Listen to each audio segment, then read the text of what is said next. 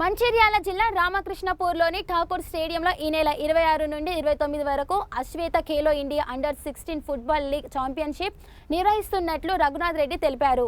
ఉమ్మడి Adilabad football association star పిచేరి club సంయుక్తంగా చేపడుతున్న ఈ పోటీలకు 27న కలెక్టర్, డీసీపీ, ఏసీపీ హాజరై ప్రారంభించనున్నారు.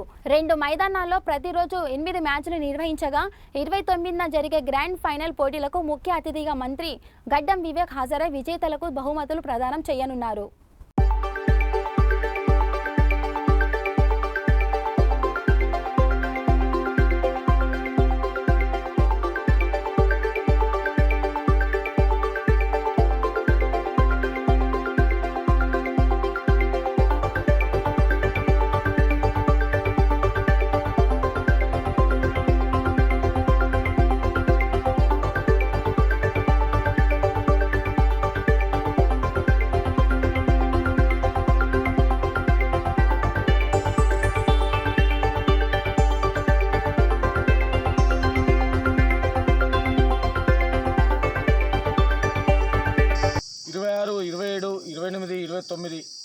నాలుగు రోజులు అశ్వేత ఖేలో ఇండియా అండర్-16 ఇయర్స్ ఫుట్బాల్ లీగ్ ఛాంపియన్షిప్, అదేవిధంగా ఇదే టోర్నమెంట్లో Telangana state junior inter district football championship పోటీలు సంయుక్తంగా నిర్వహిస్తున్నాం.